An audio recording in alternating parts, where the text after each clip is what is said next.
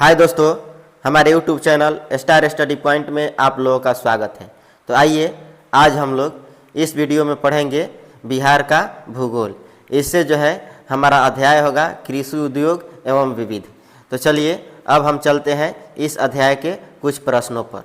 तो इससे पहले आप मेरे चैनल को सब्सक्राइब कर लीजिए तथा बेल आइकन को दबा दीजिए, जिससे कि आपको समय समय पर नोटिफिकेशन मिल जाए और आप जिस भी किसी की तैयारी कर रहे हैं उसमें आपको मेरे तरफ से कुछ सहायता मिल जाए। तो चलिए अब हम चलते हैं प्रश्न पर। प्रश्न है, बिहार में कृषि आधारित उद्योगों में किस खाद्य उद्योग का प्रभुत्व है? ए है गन्ना उद्योग, बी है अनाज आधारित उद्योग, सी है दाल उद्योग, डी है उपयुक्त में से एक से अधिक, ई है उपयुक्त में से कोई नहीं। तो क्या होगा उत्तर इसका? ऑप्शन जो है यहाँ डी हो जाएगा, उपयुक्त में से एक से अधिक। बिहार में दो सबसे महत्वपूर्ण कृषि आधारित उद्योग अनाज आधारित उद्योग तथा गन्ना उद्योग है। विदित हो कि बिहार में आर्थिक सर्वेक्षण 2022-23 के अनुसार अचल पूंजी, रोजगार, निर्गत एवं सकल मूल्यवर्धन के दृष्टिकोण से शीर्ष 5 उद्योग खाद्य उत्पादों, अन्य अलौह खनिज उत्पादों, वस्त्रों, निर्मित धातु उत्पादों तथा रबर एवं प्लास्टिक उत्पादों के हैं। ठीक है। अगला प्रश्न है, बिहार राज्य के सकल राज्य मूल्य वर्धित में कृषि और संबद्ध क्षेत्रों का योगदान वित्तीय वर्ष 2017-18 में डैश था? यह है 17%, बी है 18%, सी है 19%, डी है 20%, ई है उपयुक्त में से कोई नहीं या उपयुक्त में से एक से अधिक। तो क्या होगा उत्तर इसका?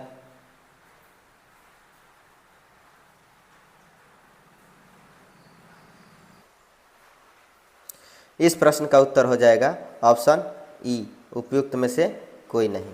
देखिए, स्थिर कीमतों 2011-12 पर बिहार राज्य के सकल राज्यगत मूल्यवर्धन में कृषि एवं सहवर्ती क्षेत्रों का हिस्सा वर्ष 2017-18 में 21%, उसके बाद से है 21% था। बिहार आर्थिक समीक्षा 2022-23 के अनुसार वर्ष 2018-19, 2019-20, 2020-21 तथा वर्ष 2021-22 में स्थिर कीमतों 2011-12 पर सकल राज्य मूल्यवर्धन में कृषि और सहवर्ती क्षेत्रों का हिस्सा क्रमशः 19.4%, 18.8%, 21.3% तथा 21.1% है। ठीक है। तो इस प्रकार इसमें ऑप्शन ई हो जाएगा, उपयुक्त में से कोई नहीं। अगला प्रश्न है, बिहार अर्थव्यवस्था की विकास दर पर वर्ष 2018-19 में स्थिर कीमतों पर क्या थी? ए है 13.53%, बी है 11.53%, सी है 12.53% और डी है 10.53%। ई है उपयुक्त में से कोई नहीं या उपयुक्त में से एक से अधिक। तो क्या हो जाएगा उत्तर इसका? ऑप्शन जो है डी हो जाएगा, 10.53%। ठीक है। अगला प्रश्न है, बिहार में निम्नलिखित में से किस अनाज का प्रति हेक्टेयर उत्पादन सबसे अधिक है? ए है चावल, बी है गेहूं, सी मक्का, डी जौ, ई है उपयुक्त में से कोई नहीं या उपयुक्त में से एक से अधिक। तो क्या होगा उत्तर इसका? ऑप्शन जो है सी हो जाएगा, मक्का। देखिए, यहाँ बिहार आर्थिक सर्वेक्षण 2019-20 के अनुसार 2018-19 में बिहार में उपयुक्त फसलों की उत्पादकता किलोग्राम प्रति हेक्टेयर इस प्रकार से है। चावल जो है 1948, गेहूं है 2998, मक्का है 4771, जौ है 1990। बिहार आर्थिक सर्वेक्षण 2020-21 के अनुसार वर्ष 19-20 में कुल चावल का उत्पादन 2295 किलोग्राम प्रति हेक्टेयर, गेहूं का उत्पादन 2595 किलोग्राम प्रति हेक्टेयर, मक्का का उत्पादन जो है 5193 किलोग्राम प्रति हेक्टेयर तथा जौ का उत्पादन 1369 किलोग्राम प्रति हेक्टेयर। इस प्रकार दोनों वर्षों में मक्का का सर्वाधिक उत्पादन हुआ है। ठीक है। अगला प्रश्न है, उत्पादन क्षेत्र की दृष्टि से बिहार में शीर्ष श्रेणी की दालें कौन सी हैं? ए है मसूर और चना, बी है मूंग और चना, सी है मूंग और मसूर, डी है मसूर और खेसारी, यह उपयुक्त में से कोई नहीं या उपयुक्त में से एक से अधिक। तो क्या होगा उत्तर इसका? ऑप्शन जो है सी हो जाएगा मूंग और मसूर। ठीक है। बिहार आर्थिक सर्वेक्षण 2019-20 के अनुसार वर्ष 2018-19 में भदई मूंग का उत्पादन 5.32 हजार टन तथा गर्मा मूंग का उत्पादन 113.16 हजार टन था।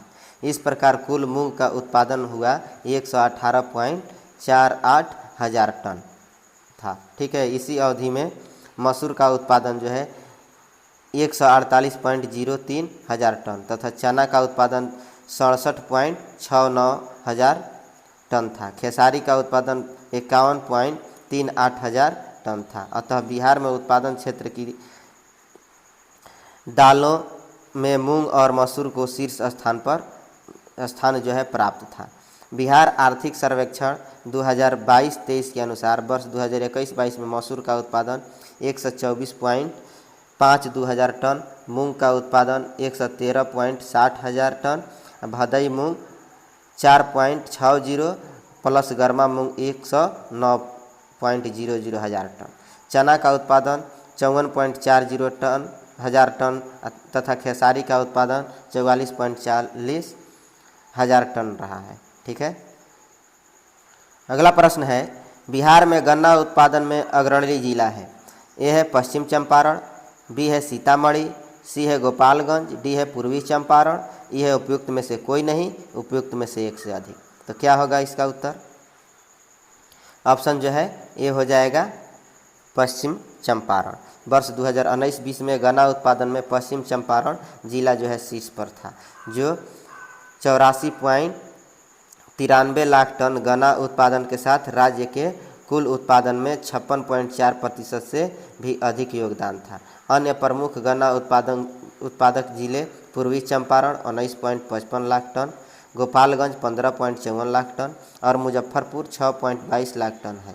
बिहार आर्थिक सर्वेक्षण 2022-23 के अनुसार वर्ष 2021-22 में सर्वाधिक गन्ना का उत्पादन पश्चिम चंपारण में 68.24 लाख टन हुआ, जो राज्य के कुल गन्ना उत्पादन का 56.98% है। तत्पश्चात पूर्वी चंपारण 12.13 लाख टन, गोपालगंज 11.50 लाख टन और मुजफ्फरपुर 6.65 लाख टन का स्थान है। ठीक है। अगला प्रश्न है, बिहार में मछली उत्पादन करने वाले अग्रणी जिले हैं। ए है मधुबनी और पूर्वी चंपारण, बी है मधुबनी और दरभंगा, सी है पूर्वी चंपारण और दरभंगा, डी है पूर्वी चंपारण और मुजफ्फरपुर, ई है उपयुक्त में से कोई नहीं या उपयुक्त में से एक से अधिक। तो क्या होगा उत्तर इसका? ऑप्शन जो है बी हो जाएगा, मधुबनी और दरभंगा। ठीक है। बिहार आर्थिक सर्वेक्षण 2019-20 के अनुसार मछली उत्पादन में वर्ष 2018-19 में बिहार के 3 अग्रणी उत्पादक जिले जो है मधुबनी 0.69 लाख टन, दरभंगा 0.55 लाख टन और पूर्वी चंपारण 0.51 लाख टन है। बिहार आर्थिक सर्वेक्षण 2022-23 के अनुसार मछली उत्पादन में वर्ष 2021-22 में बिहार के 3 अग्रणी जिले हैं मधुबनी 0.81 लाख टन, दरभंगा 0.75 लाख टन तथा पूर्वी चंपारण 0.71 लाख टन। ठीक है। अगला प्रश्न है, बिहार के वे जिले कौन से हैं जिनमें 2021 और 2011 में क्रमशः सबसे कम ग्रामीण महिला साक्षरता दर थी? ए है किशनगंज और मधेपुरा, बी है सुपौल और सहरसा, सी है सुपौल और मधेपुरा, डी है किशनगंज और सहरसा, ई है उपयुक्त में से कोई नहीं या उपयुक्त में से एक से अधिक। तो क्या होगा उत्तर इसका? ऑप्शन डी हो जाएगा, किशनगंज और सहरसा। 2021 के जनगणना के अनुसार सबसे कम ग्रामीण महिला साक्षरता दर जो है किशनगंज जिले में रही, जो 15.4% है। इस अवधि में ग्रामीण पुरुष साक्षरता दर 39.5% तथा संपूर्ण ग्रामीण साक्षरता दर 27.8% रही। वर्ष 2011 की जनगणना के अनुसार किशनगंज का ग्रामीण महिला साक्षरता दर 44.74 जो है प्रतिशत है। अगला प्रश्न है, 2011 में बिहार के कितने जिलों में 10 लाख से कम जनसंख्या थी? ए है 2, बी है 3, सी है 4, डी है 5, ई है उपयुक्त में से कोई नहीं या उपयुक्त में से एक से अधिक। तो क्या हो जाएगा उत्तर इसका? ऑप्शन जो है बी हो जाएगा 3। 2011 में बिहार में 3 जिलों की जनसंख्या 10 लाख से कम थी, जो है शिवहर में 6,56,246, शेखपुरा में 6,36,342 तथा अरवल में 7,08,43। बिहार में 2011 की जनगणना के अनुसार 35 जिलों की जनसंख्या 10 लाख से अधिक है, जिनमें सर्वाधिक पटना का है। अगला प्रश्न है, बिहार का प्रथम रामसर क्षेत्र कहाँ स्थित है? तो ए है बेगूसराय, बी है बांका, सी है भागलपुर, डी है भोजपुर, ये है उपयुक्त में से कोई नहीं, उपयुक्त में से एक से अधिक। तो क्या हो जाएगा उत्तर इसका? ऑप्शन जो है ए हो जाएगा बेगूसराय। बिहार के बेगूसराय जिले में स्थित एशिया में शुद्ध जल की सबसे बड़ी झील और पक्षी अभयारण्य कांवर झील को नवंबर 2020 में रामसर साइट में शामिल किया गया। यह बिहार का पहला रामसर साइट है। ठीक है। अगला प्रश्न है, वर्ष 2019 में बिहार राज्य में बिजली क्षमता की उपलब्धता क्या थी? तो ये है 4,767 मेगावाट, बी है 4,867 मेगावाट, सी है 5,767 मेगावाट, डी है 5,867 मेगावाट। ये है उपयुक्त में से कोई नहीं या उपयुक्त में से एक से अधिक। तो क्या हो जाएगा उत्तर इसका? ऑप्शन जो है ये हो जाएगा 4,767 मेगावाट। वर्ष 2018-19 में बिहार में बिजली की उपलब्ध क्षमता जो है 4,767 मेगावाट थी, जो 27.4% बढ़कर वर्ष 2019-20 में 6,063 मेगावाट हो गई। अगला प्रश्न है, बिहार सरकार ने 1 अप्रैल 2019 से सार्वजनिक वित्तीय प्रबंधन प्रणाली CFMS शुरू की है। यह प्रणाली राज्य में समस्त वित्तीय कार्यकलापों को ऑनलाइन तथा कागज रहित बनाएगी। वह बैंक की NPA की समस्या को हल करेगी। सी है राज्य परियोजनाओं के प्रभावी क्रियान्वयन को सुनिश्चित करेगी। डी है स्थानीय निकायों सहित राज्य सरकार के वित्त का प्रबंध करेगी। ई है उपयुक्त में से कोई नहीं, उपयुक्त में से एक से अधिक। तो क्या होगा उत्तर इसका? देखिए, बिहार सरकार ने बजट प्रबंधन के लिए TCS कंपनी से एक सॉफ्टवेयर तैयार करवाया है। इसका नाम CFMS है। ठीक है। यह प्रणाली बजट निर्माण में पारदर्शिता लाएगी, समय में बचत करेगी तथा योजनाओं के प्रभावी क्रियान्वयन में सहायता करेगी। तो इस प्रकार से हम देख रहे हैं। तो इस प्रश्न का उत्तर ऑप्शन ई हो जाएगा, उपयुक्त में से एक से अधिक। ठीक है। अगला प्रश्न है, भारत सरकार ने 2 जनवरी 2020 को बिहार राज्य को कृषि कर्मण पुरस्कार प्रदान किया। यह पुरस्कार दिया गया था ए मक्का और गेहूं के उत्पादन और उत्पादकता के लिए, बी है खाद्यान्नों के उत्पादन के लिए, सी है चावल के उत्पादन के लिए, डी है तिलहनों के उत्पादन के लिए। ये है उपयुक्त में से कोई नहीं या उपयुक्त में से एक से अधिक।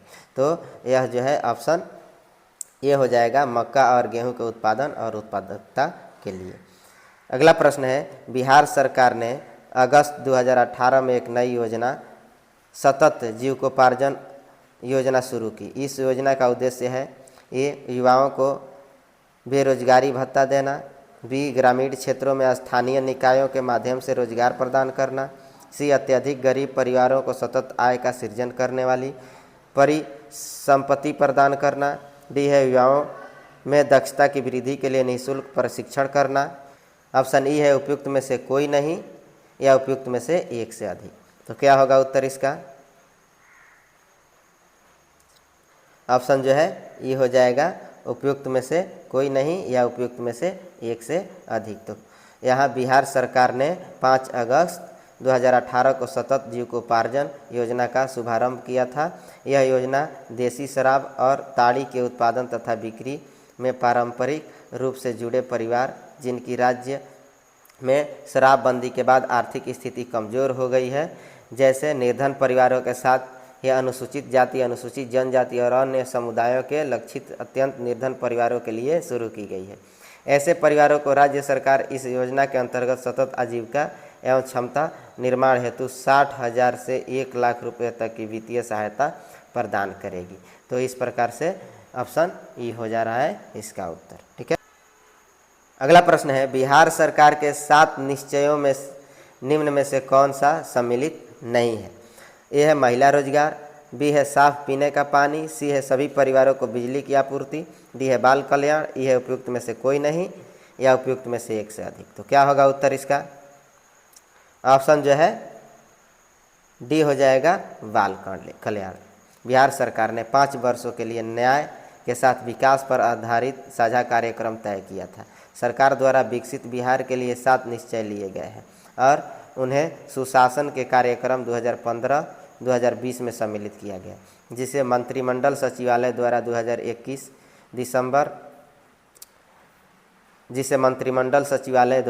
21 दिसंबर 2016 को लागू किया गया। 7 निश्चयों में शामिल है आर्थिक हल, युवाओं को बल, आरक्षित रोजगार, महिलाओं का अधिकार और हर घर बिजली लगातार, हर घर नल जल, घर तक पक्की गली, नालियाँ, शौचालय निर्माण, घर का समान अवसर बढ़े, आगे बढ़े। अगला प्रश्न है 15वें वित्त आयोग की सिफारिशों के अनुसार 2021-26 तक केंद्रीय करों के विभाज्य पूल में बिहार को कितना हिस्सा प्राप्त होगा? ए है 4.12%, बी है 4.23%, सी है 4.89% और डी है 4.06%। उपयुक्त में से कोई नहीं, उपयुक्त में से एक से अधिक। तो क्या हो जाएगा उत्तर इसका? ऑप्शन ई हो जाएगा। 15वें वित्त आयोग की सिफारिशों के अनुसार 2021 से 26 तक केंद्रीय करों के विभाज्य पूल में बिहार को 10.058% हिस्सा प्राप्त होगा, जो कि सभी राज्यों में दूसरा सर्वाधिक है। सभी राज्यों में सर्वाधिक हिस्सा 17.939% उत्तर प्रदेश को प्राप्त है। ठीक है, तो इसमें ऑप्शन में उपयुक्त में से कोई नहीं। ठीक, अगला प्रश्न है डिजिटल बिहार कार्यक्रम के तहत कौन से छात्र 2021-22 में कंप्यूटर शिक्षा और प्रशिक्षण प्राप्त करेंगे? तो ये है 5वीं कक्षा के सभी छात्र, बी है 6ठी कक्षा के सभी छात्र, सी है 7वीं कक्षा के सभी छात्र, डी 8वीं कक्षा के सभी छात्र, ये है उपयुक्त में से कोई नहीं या उपयुक्त में से एक से अधिक। तो क्या होगा उत्तर इसका?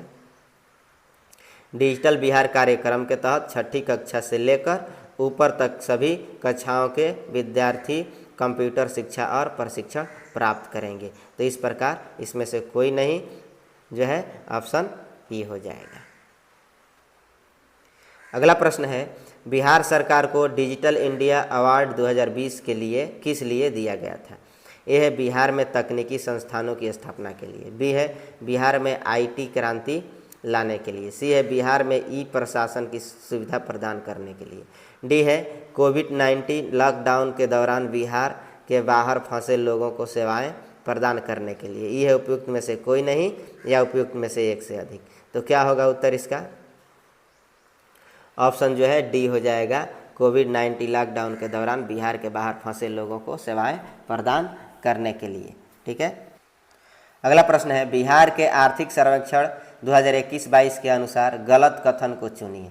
यह है बिहार में प्राथमिक क्षेत्र में 2.3% की दर से वृद्धि हुई थी, बी है बिहार में द्वितीयक क्षेत्र में 4.8% की दर से वृद्धि हुई थी, सी है बिहार में तृतीयक क्षेत्र में 8.5% की उच्चतर दर से बढ़ा था और डी है बिहार में प्राथमिक क्षेत्र में 2.8% की दर से वृद्धि हुई है।